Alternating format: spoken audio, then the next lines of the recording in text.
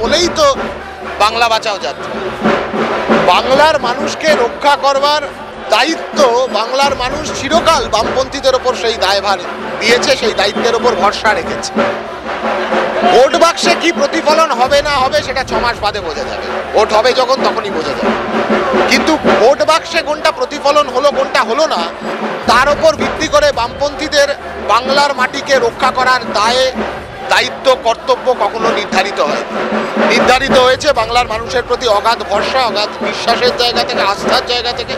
এখনো রাস্তা দিয়ে যখন একজন বামপন্থী মানুষ হেঁটে যায় তার দিকে শ্রদ্ধায় সম্ভ্রমে দৃষ্টিতে বাংলার মানুষ তাকায়। আর যখন একজন তৃণমূল হেঁটে যায় তাকে চোর চোর বলে তাড়া করে, যখন বিজেপি হেঁটে যায় তাকে দাঙ্গাবাজ মৌলবাদী বলে তাড়া করে। আর যখন বামপন্থীরা হেঁটে যায় তাদের দিকে একটা শ্রদ্ধায় সম্ভ্রমে মানুষ তাকিয়ে থাকে। এই তাকানোটার মধ্যে একটা চাহিদা আছে।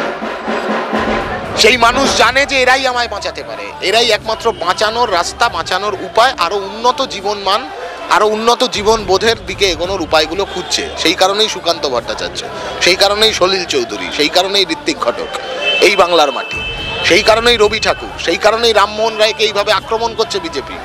যারা প্রগতির সন্ধান করেছে তাদের উপর আক্রমণ বিজেপির, এবং সেই আক্রমণকে ন্যায্যতা দেয় তৃণমূল। আজকে সেই পরিবেশ থেকে বাংলাকে বাঁচানোর জন্য ভোটাধিকারের অধিকার, শিক্ষার অধিকার, কর্মসংস্থানের অধিকার, সমস্তটা, মহিলাদের নিরাপত্তার অধিকার, মহিলাদের এম্পাওয়ারমেন্টের অধিকার, এই সমস্ত অধিকারের কথাগুলোকে আবার সারফেসে নিয়ে আসা, সেই উদ্যোগ থেকেই বাংলা বাঁচাও যাত্রা।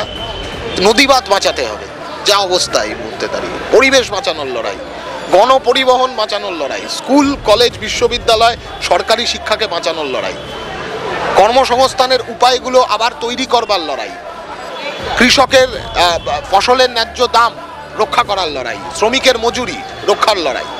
সেই লড়াইকে সামনে রেখেই বাংলা বাঁচাও যাত্রা এই গোটা পশ্চিমবাংলার একেবারে প্রতিটা প্রত্যন্ত থেকে, মানে একদম রিমোট জায়গা থেকে শুরু করে, সদর থেকে একদম রিমোট জায়গা, আবার রিমোট জায়গা থেকে ফিরে আসা সেই সদরে, গোটাটাকে জুড়ে বাংলা বাঁচাও যাত্রা অনুষ্ঠিত হবে।